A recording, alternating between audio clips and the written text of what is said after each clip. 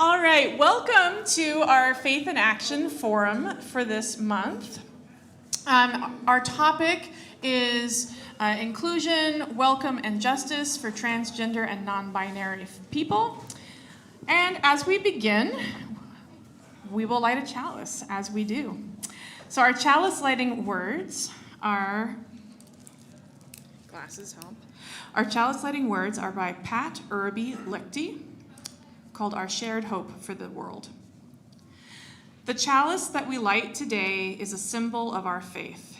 It binds us together as one people, a reminder that our strength is in our shared hope for the world, and that our common work is the creation of beloved community among ourselves and in the world.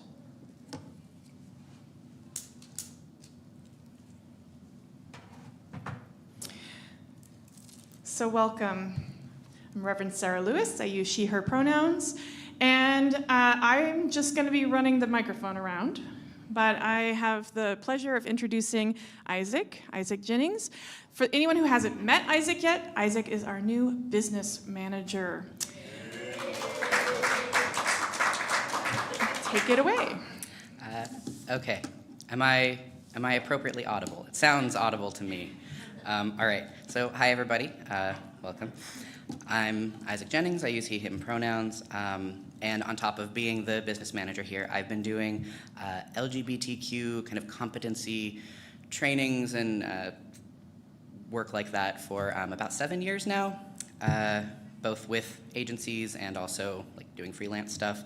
And so today we are going to talk about kind of my element of the, oh, we can put up the thingy.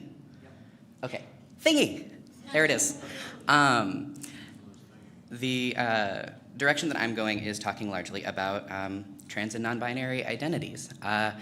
There will be points for questions. I'm gonna be trying to get a lot of just baseline information to you and then trying to leave a lot of room for questions. And in general, just know that I am a big fan of learning spaces, healthy learning spaces. Part of my background is in like culturally relevant pedagogy, and so no one learns anything when they feel defensive.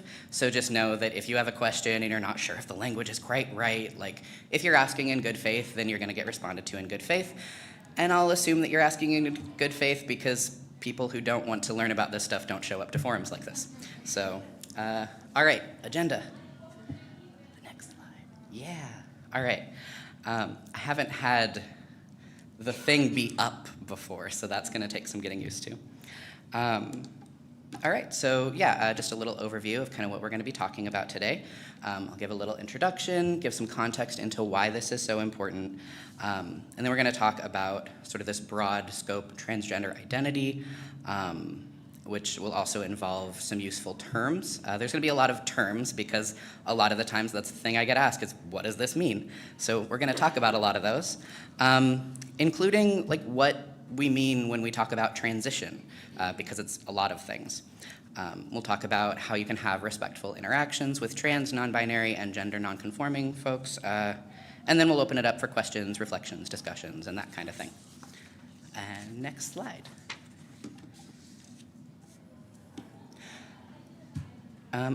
Also one note, because I've done this one in particular about 1 million times, and I know that I can just like motor through it. So if I am talking too fast, let me know, like put up a hand, or if you are joining us online, like put something in the chat, or you can do the little hand raise function, but let me know if I need to slow down.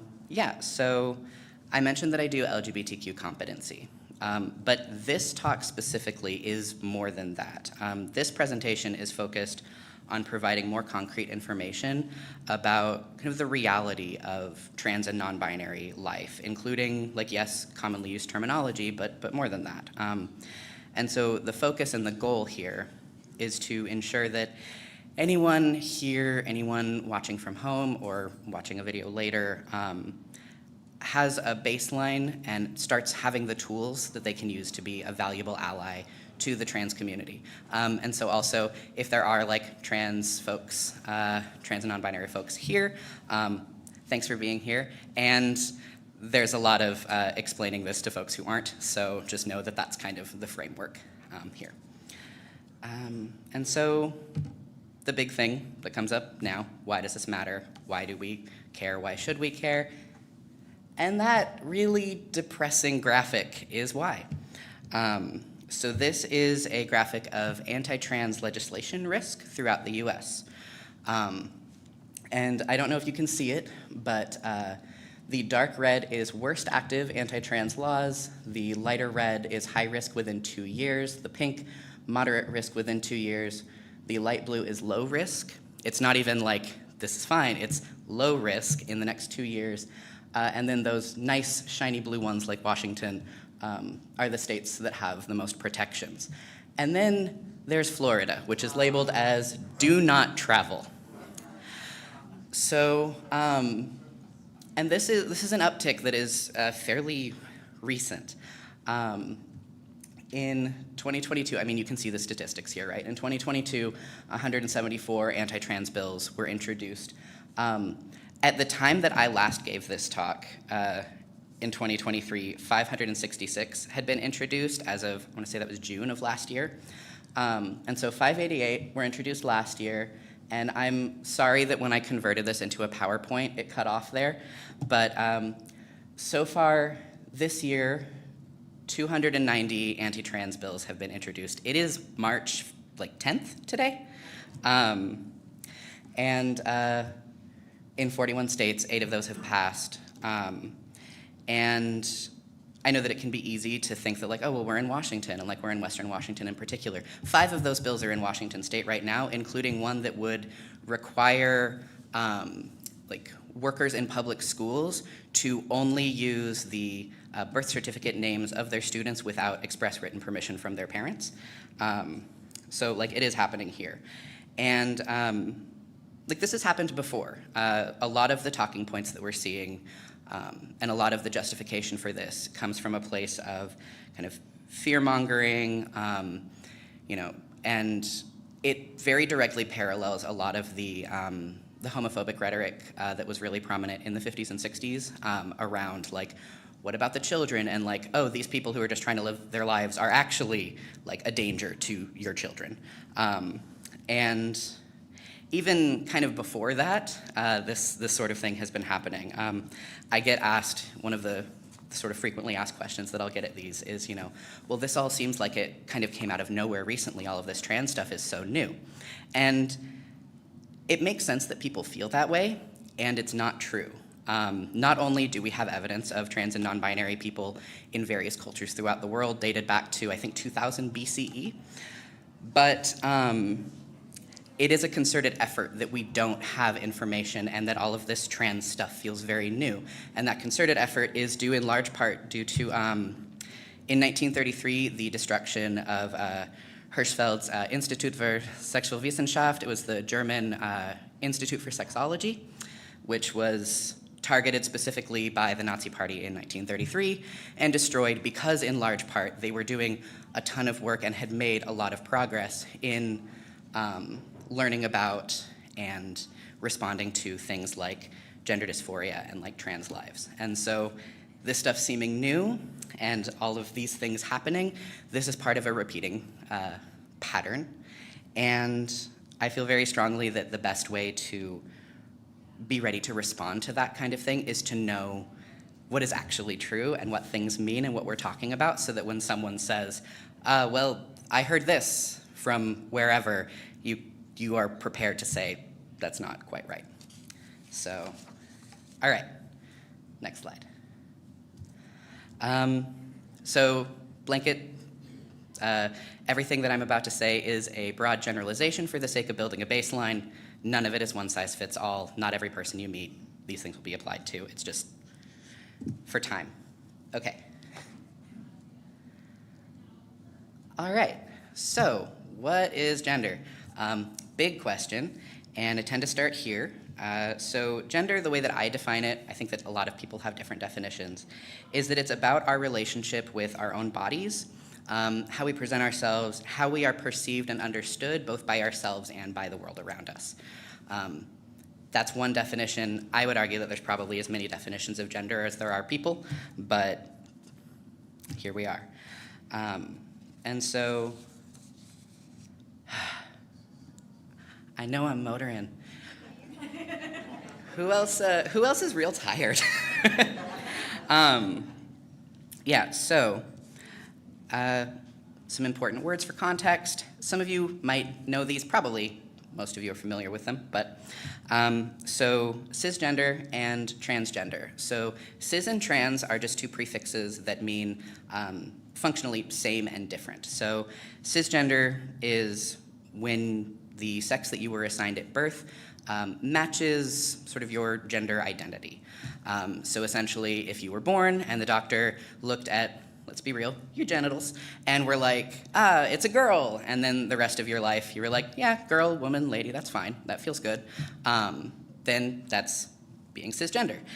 If, like some of us, when you were born, the doctor was like, it's a girl, and then later on you're like, I don't know about all that, doc, then that is a very lighthearted what it is to be trans. It is just that what you were assigned based on your primary sex characteristics at birth doesn't necessarily fit your sense of self and your personal identity. And so then we move to, cool, I didn't know you could move that, that's nifty. Transphobia and cissexism.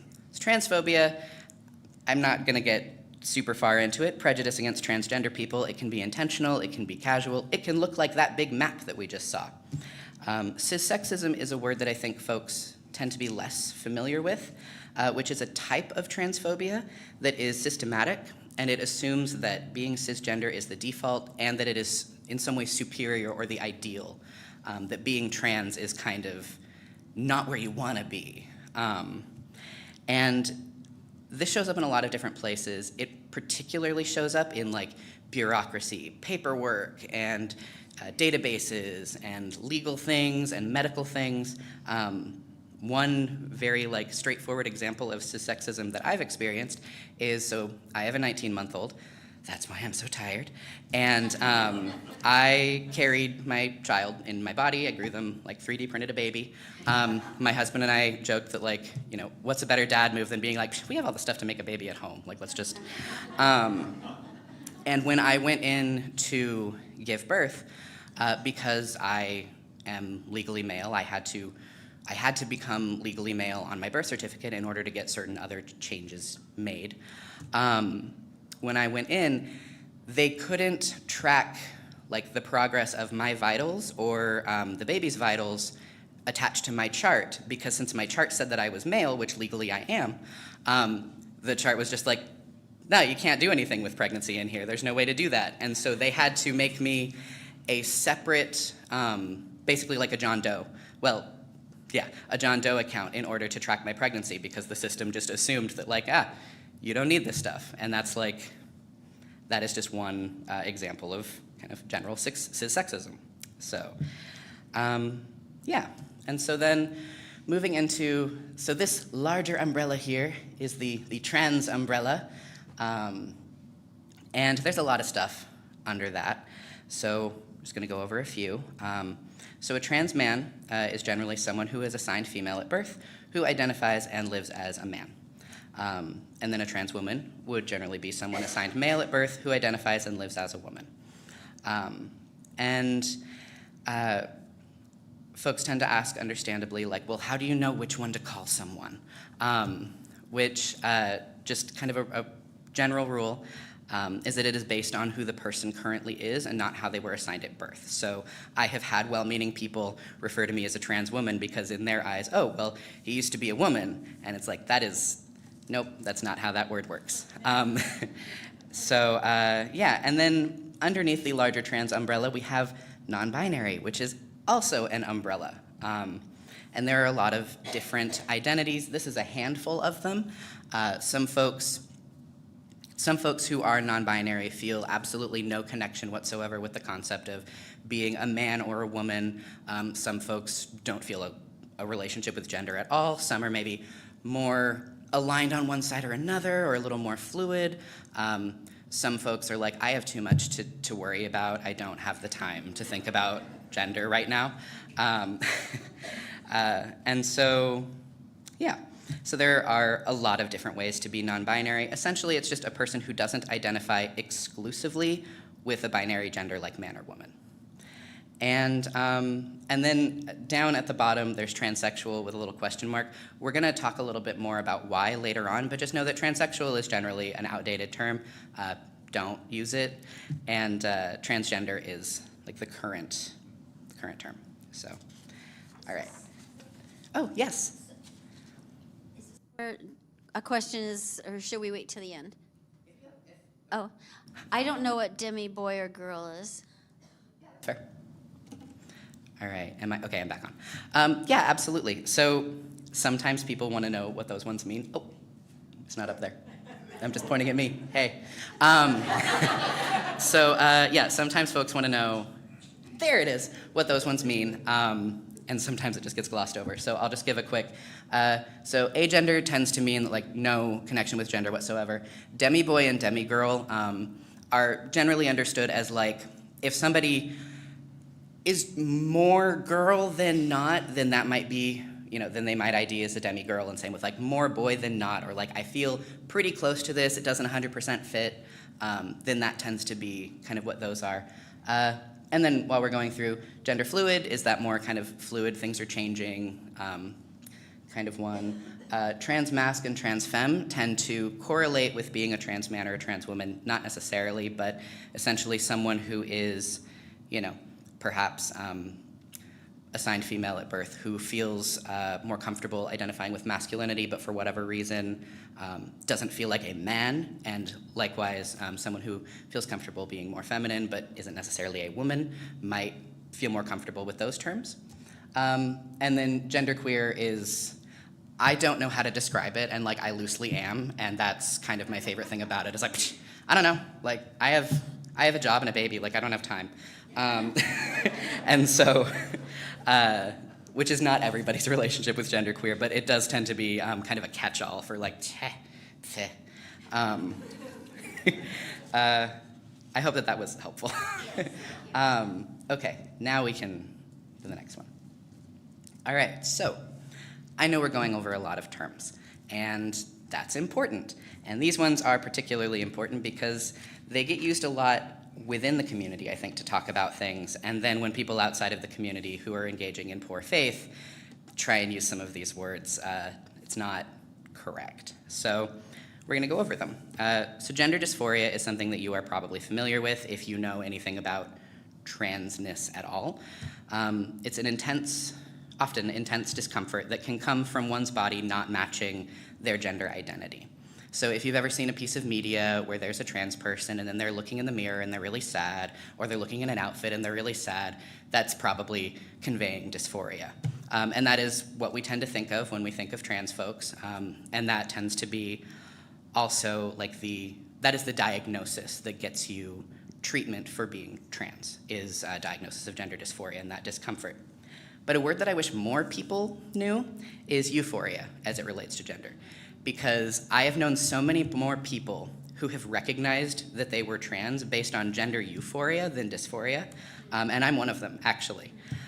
So gender euphoria, I would define as a sense of joy and like correctness that comes from recognizing your gender reflected in yourself and your presentation.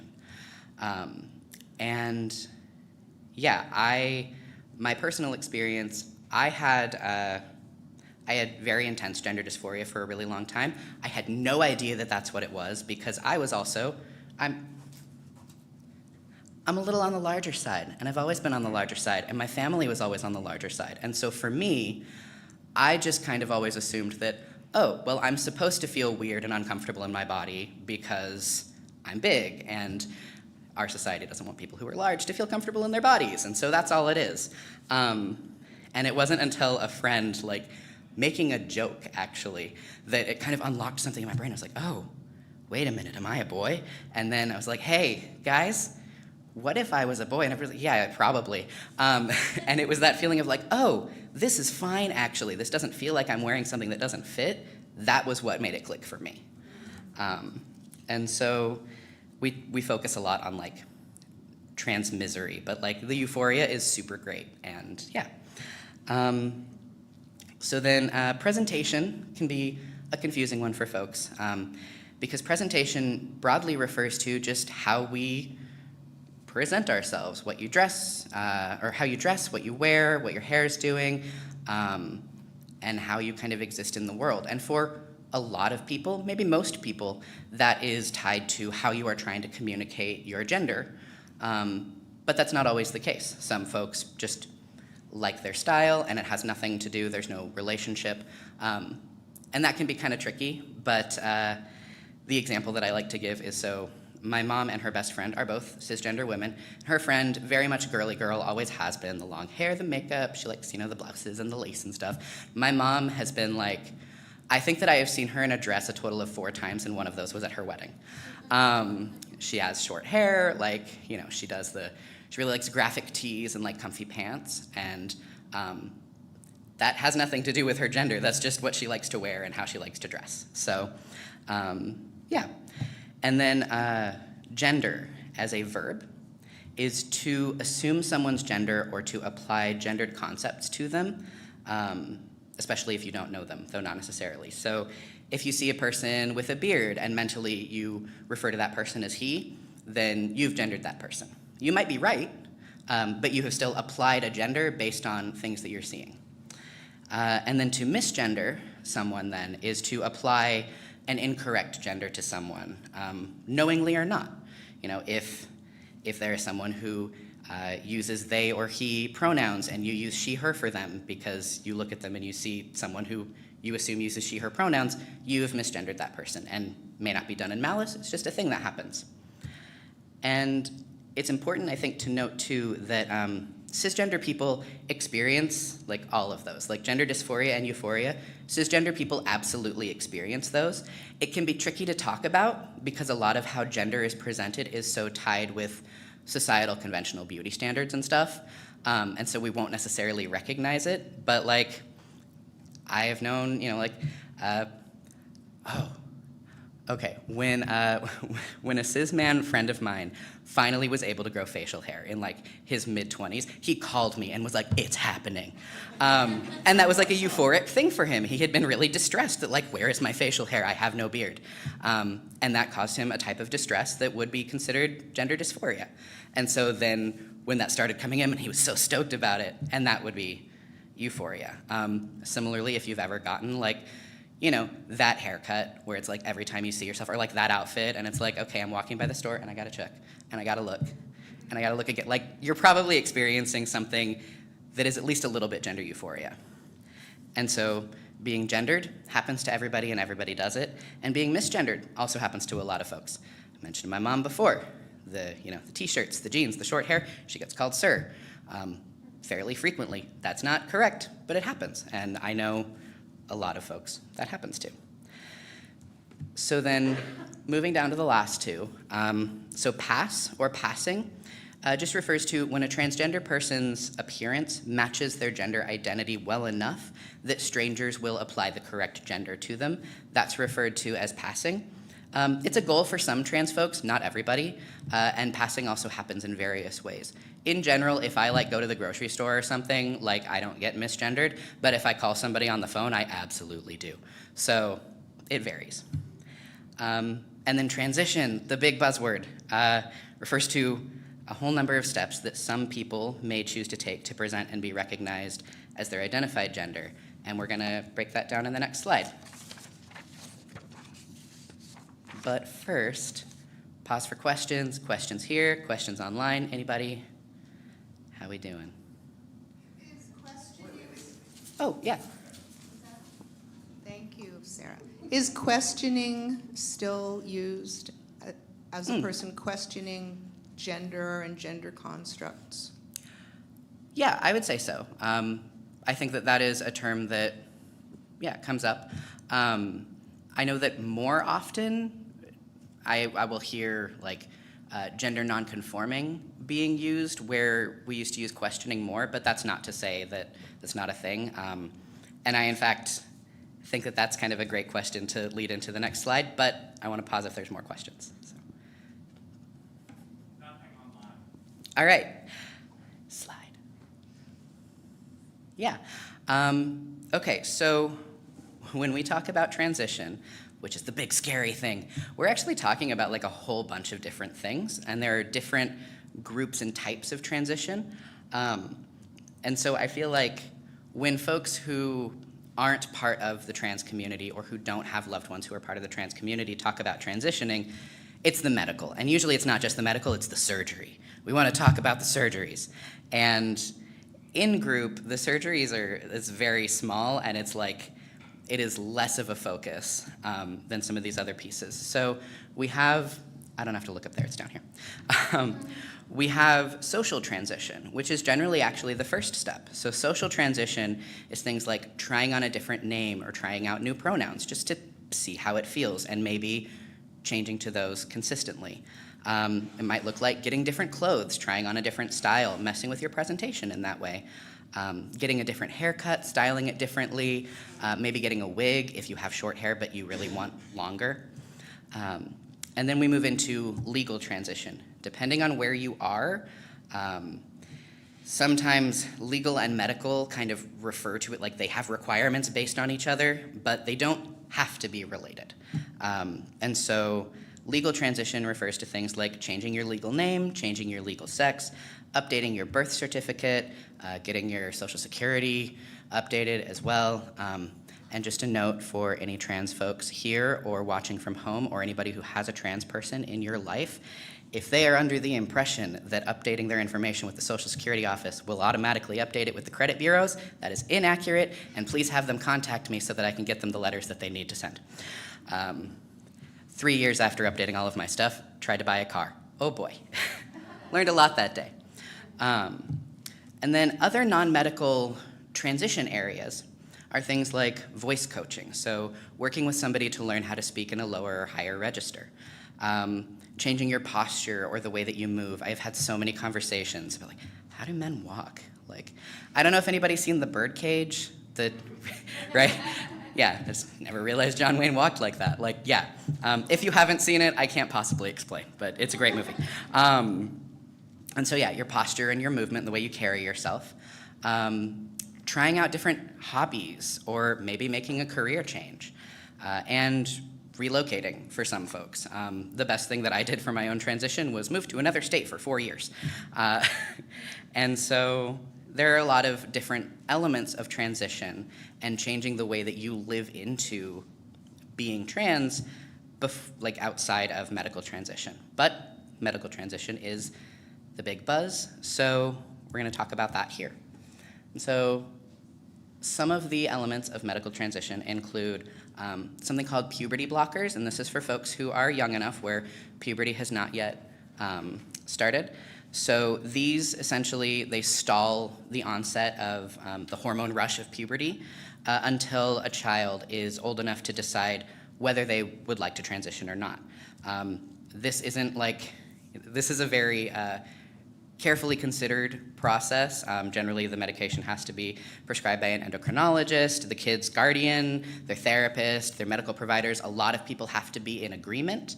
And then it just tries to hold off puberty until that kid can make an informed decision when they're older. Hormone replacement therapy, or HRT, is taking either testosterone or estrogen to cause largely physical changes in secondary sex characteristics, so things like body fat distribution, body and facial hair growth, whether lighter or heavier, and then, yeah, various other things. It is essentially like going through puberty as an adult, but yeah, for some folks, it can also lead to vocal changes and things like that. And then from there are also gender-affirming surgeries. It's not the surgery, right? There's a bunch. So there are top surgeries, which is generally the addition or removal of breasts and breast tissue. Bottom surgeries, which is changing the sort of makeup of the genitals. There are more than you think there are, is how I'll leave that. And then hormone-related surgeries, which I almost never hear people talk about, which is removing the ovaries or the testes specifically to stop the body's production of the sort of dominant, like, wrong hormone. which helps with HRT because then it's not having to fight against what the body is naturally producing.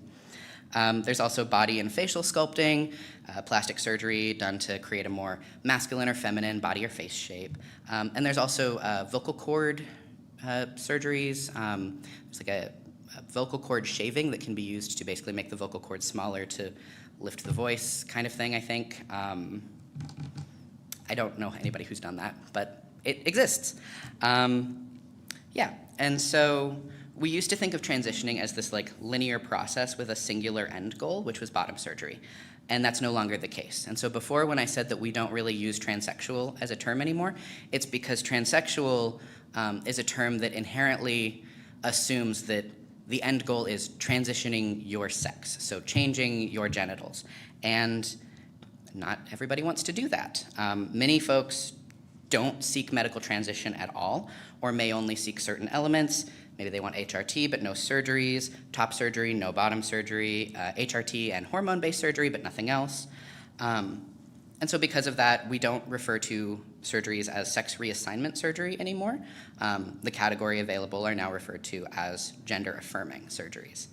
And because medical transition is less of an assumption, and because many people have different goals or might get procedures done at different times over many years while living as their correct gender, we've moved away from language like transitioned or is transitioning in favor of using transgender as an adjective. Yeah, because like somebody who has to wait years for a procedure isn't any less trans than after they've gotten it. And so focusing on the identity components. And then regarding transgender children, generally, because that is the big buzz, generally when people talk about a child transitioning, that means that the child is using elements of social transition. So they're changing their presentation, they're maybe going by different name and pronouns. Maybe those puberty blockers that we mentioned. Children aren't given gender-affirming surgeries. That is a big thing where it's like, and then they're taking kids and they're giving them surgery. And that doesn't make any sense if you think about it. Because the surgeries tend to revolve around primary and secondary sex characteristics, and children haven't finished developing those yet. So you can't do that. I couldn't get top surgery until I had already been on HRT for a year because it changes your body fat distribution. And so that's not happening to children. That's not to say that there aren't minors who get more gender-affirming procedures done, but in general, we're talking like older teenagers, maybe 16, 17, 18, who have enough of a marked history that again, it's them, it's their parents, it's their therapist, because you have to have a therapist, it's their medical professionals, like everybody has to be in agreement that this is the right move for this person, but they're not children when this is happening. So, yeah. And so that was a lot of information of just words. But like I said before, I feel like those words are important for people to understand. And I know that I keep saying this, but I'm gonna keep saying it. It's important to know what these things actually mean so that when you hear people saying, oh, well, they're doing this and that and the other thing, you know that that's not true. And I'm gonna pause for questions.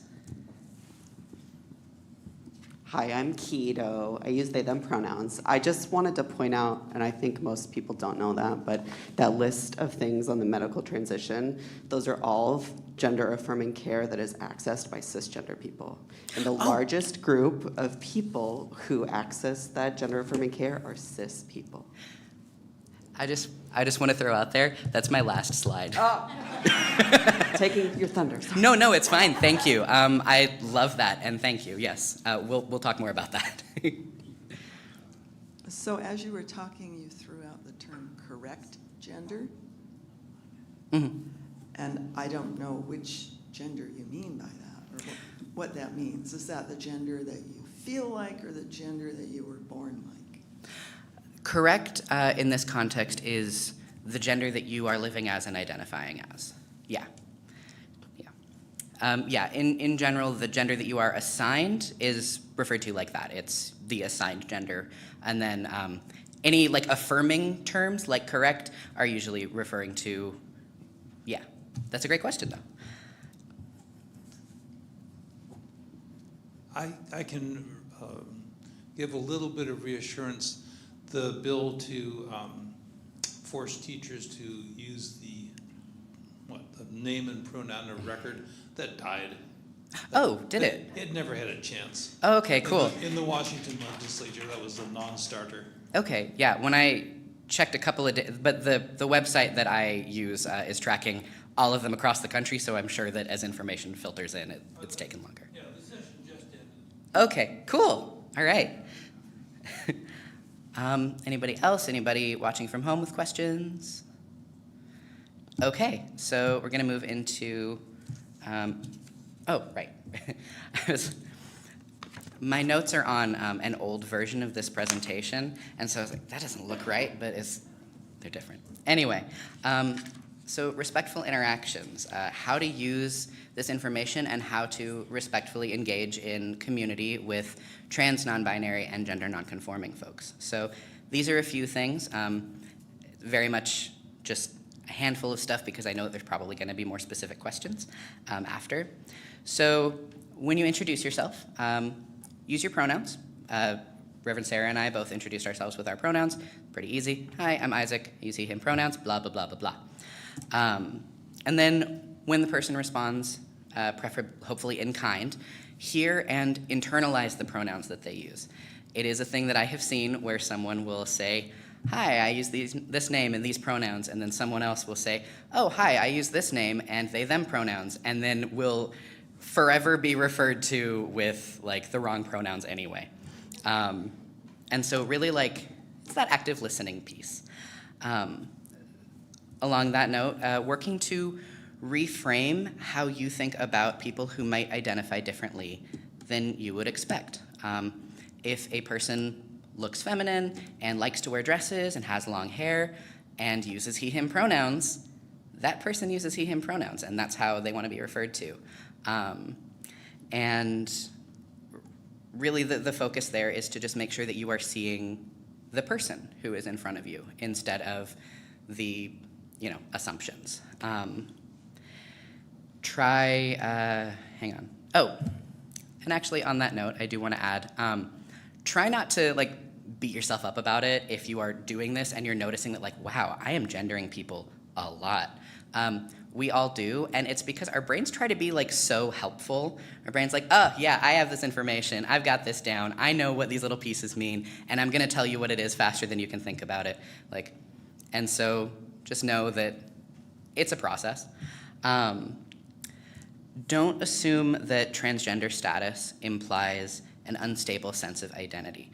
Hopefully, we're all a little bit whoa, what's up with that question? And there's a reason that it's here.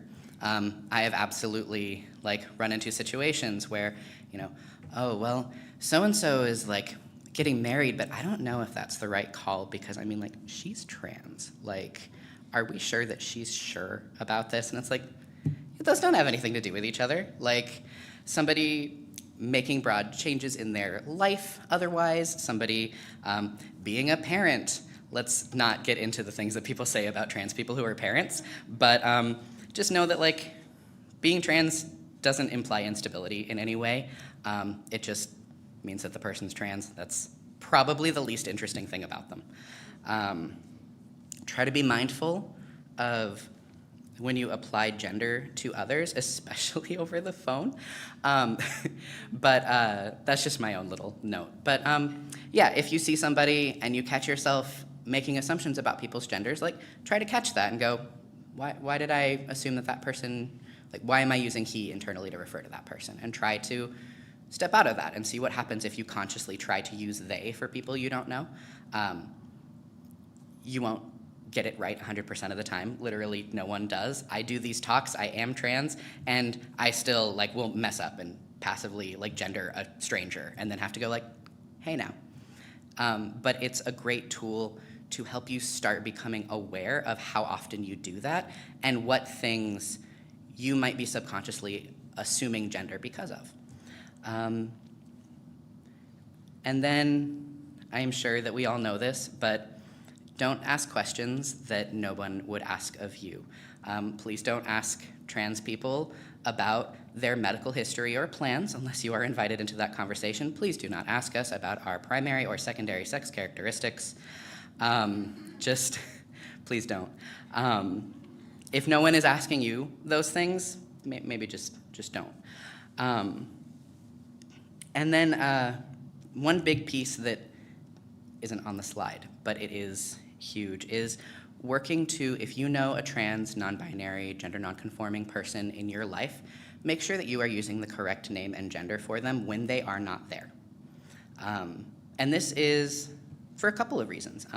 Number one, I think that a lot of folks feel like, oh, I'm slick, like they'll never know that I'm, if I use the right terms when they're there, like they're not gonna, we know. We can tell. I can tell you within a span of about 2 weeks exactly when my parents started referring to me as Isaac when I wasn't in front of them. There are a lot of tells. I'm not gonna tell you what they are. Just work on doing that. It is absolutely a process. I have had like my own, my roommate a few years back, who I had always known as she, her, and by a particular name, started going by they, them pronouns after we had lived together for like 3 years. I absolutely like messed up, and it's a process. Know that about yourself and make sure that you're doing the work and you're trying to reframe not just, oh, so-and-so prefers to be called this now, but like, so-and-so is an old name. This is this person. These pronouns are old. This is this person. Yeah. And then down here, what if I mess up? Everybody's favorite question. You absolutely will. So make your peace with that. Just be like, all right, it's gonna happen. And try to avoid the defensiveness about it. And the thing to do, you say sorry once, you correct yourself, you move on. I know that sometimes it can be really mortifying and you want to just be like, oh my goodness, I'm so sorry, because you want this person to know that like, I see you are, as the person that you are, and I'm so sorry that I misspoke. And there can be a tendency to overcomplicate things by explaining that. And then it makes kind of the whole interaction about this person being trans instead of, I don't know, the movie you were talking about or whatever. And so, if you, oh, yeah, I was talking to Isaac and he, blah, blah, blah, blah, blah.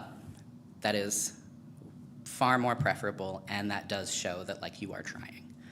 And in general, know that if you are trying, like, we know, and we appreciate it, and if somebody, corrects you, that shows that they value their relationship with you. When we stop valuing relationships with people, I'm not speaking for everybody, but I'm speaking for everyone I know. If we stop correcting, it's because we've given up. Like, all right, this isn't serving me. So, yeah. And then second to the last, this one. So, my note of encouragement, like Keto mentioned, a fun note is that, I've been pointing out that a lot of these things apply to cisgender people as well, including a lot of those gender-affirming procedures. Gender-affirming surgeries, absolutely, like cisgender people get them more, right? Hormone replacement therapy is also a thing that happens with cisgender people, particularly when cisgender men start getting older and the body starts producing less testosterone. There can be a marked decrease in energy and some other issues that come up with that. And you'll get your T levels checked, just like I do, and they might say, oh, we actually need to add some testosterone because your body isn't producing as much anymore. And that happens. HRT is very common for cis folks as folks age. Gender affirming surgery is also very common. This one is a silly one. Over 51% of cisgender men will grow an abnormal amount of chest, breast tissue, and a lot of them will get that removed. And when I did the finger quotes over abnormal, it's because I am a little bit confused how something that happens to more than half can be abnormal. But we have a very binary understanding of what gender looks like and what men look like and what women look like. And so that's how that happens. And so a lot of cisgender men will have the same top surgery that I did. A lot of cisgender women will get breast augmentations because that feels gender affirming and that feels good for them. And is there a conversation about societal beauty standards? Yeah, but we don't have time.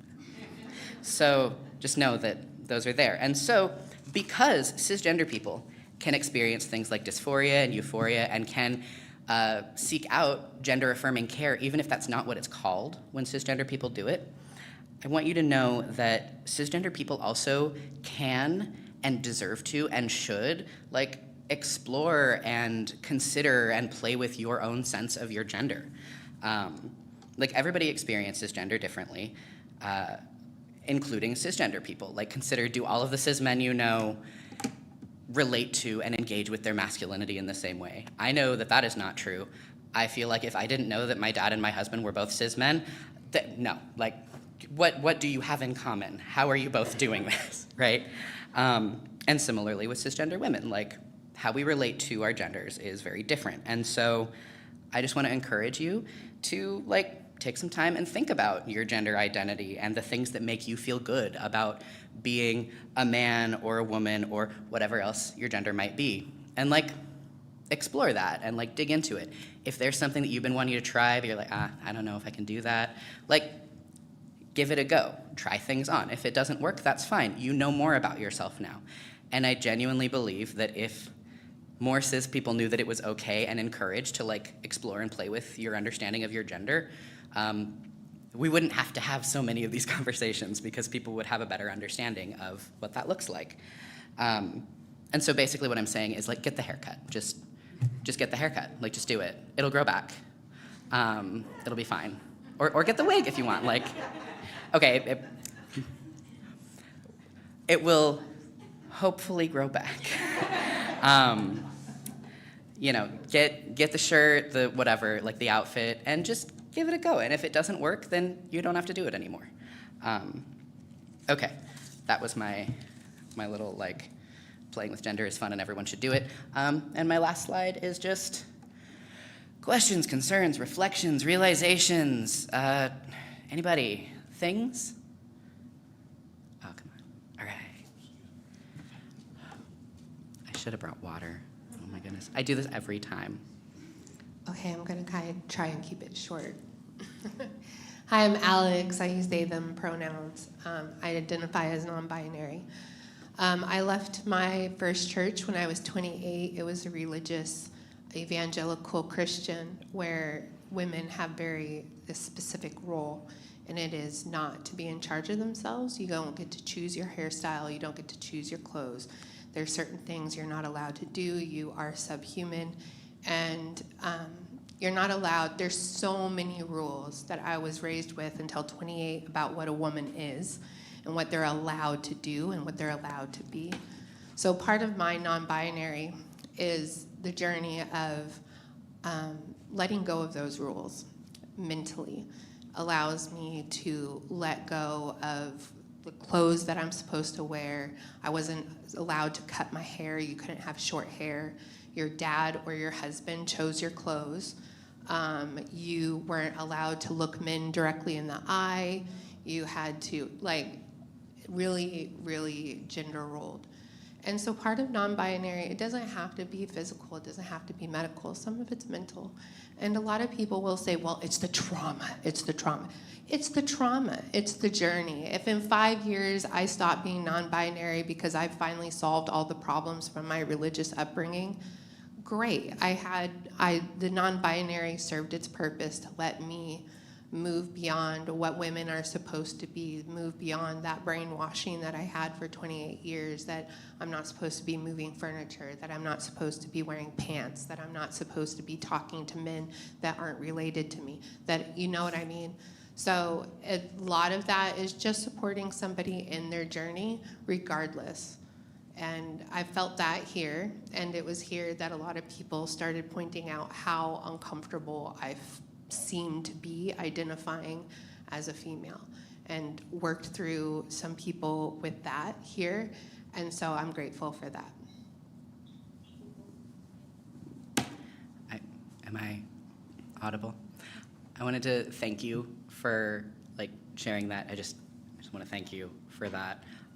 Because yeah, like there are a lot of reasons that somebody might want to like just start thinking about and exploring it. I had maybe not quite the opposite, but for my part, like I had many false starts at beginning to accept that I was trans and kept like making all of these like hopeful excuses for myself because like, oh no, it's just internalized misogyny and I shouldn't. And that didn't go away until I was just like, the feelings that I was having that felt complicated and bad didn't go away until I was like, you know what?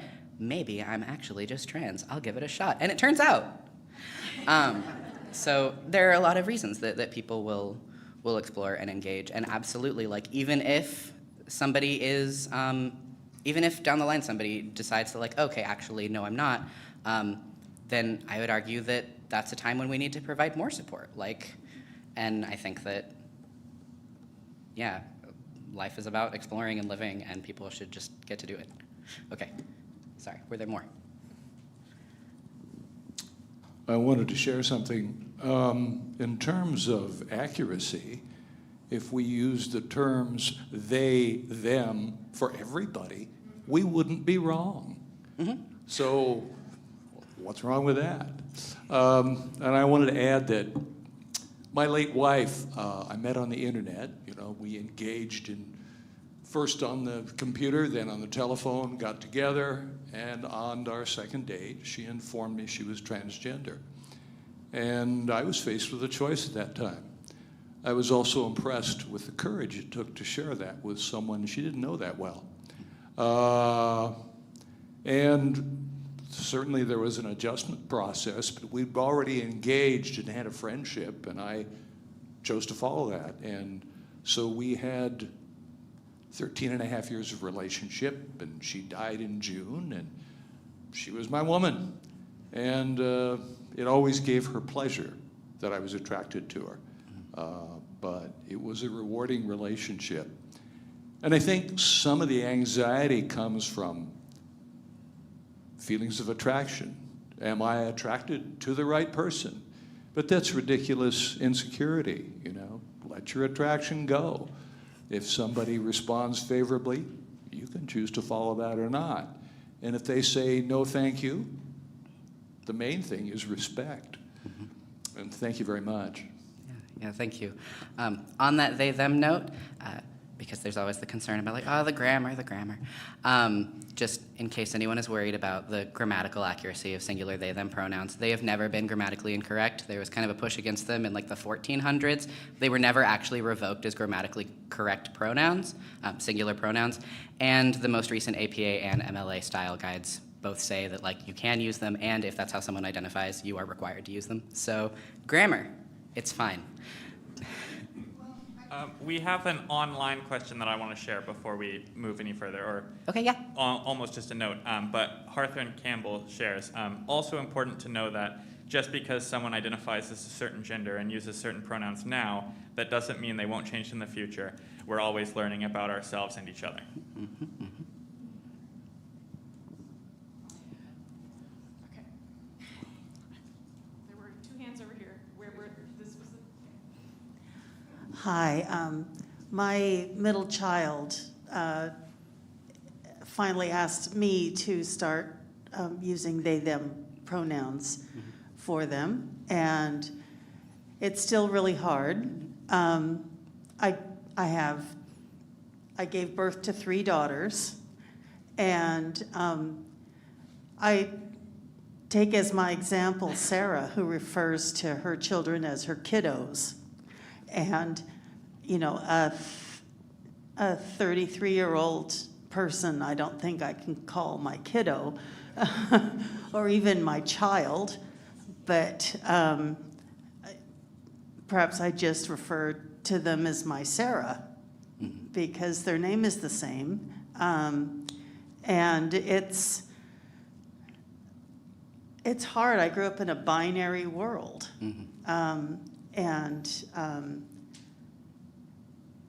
But it was interesting just this last summer teaching, what were they, 4th and 5th graders, And in the class of 8, only 3 of the 8 were cisgendered. Mhm. And 4th and 5th graders, to have 5 in the room that were not cisgender, it was eye-opening to me. And we were talking about puberty and changes to their bodies. Well, heck, it's got to be even more confusing for them. So it's a brave new world.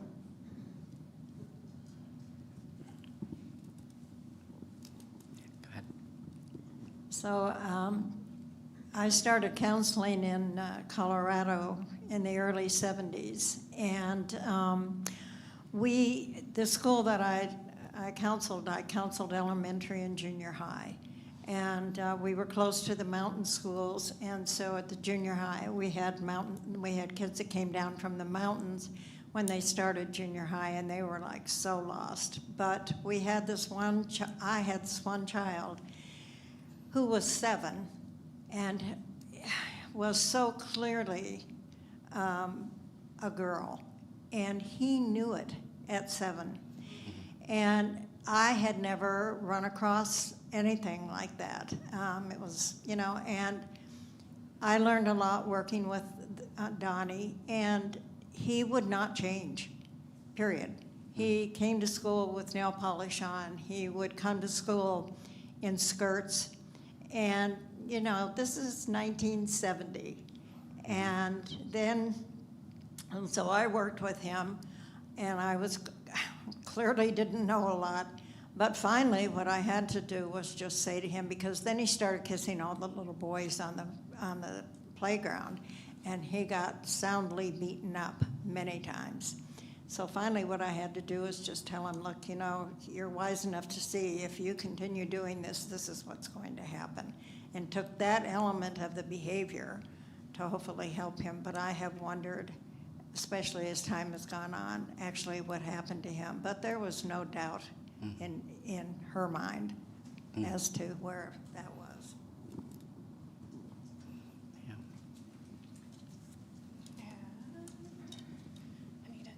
Oh, I just wanted to respond to James's remark. I have often thought referring to everybody by they, them pronouns would be the way to go, but not everybody likes that. Some people, chafe at that, but I wish that was how we could just do it. Yeah, I think that can be a tricky one. I think in general, it's a good starting point, and I do know a lot of folks. Like I've had the experience of once someone who didn't know that I was trans found out, they suddenly started using they them pronouns for me an awful lot. It's like that's interesting. That can be a little disconcerting, but in general, yeah, I want to share a little bit of nuance that my 5.5-year-old grandkid is doing now. He's been using he, him pronouns for since he was 3 or so. Before that, his parents used they, them. Mm-hmm. However, he does not identify as either gender. Mm-hmm. And will actually exploit that to use the women's room.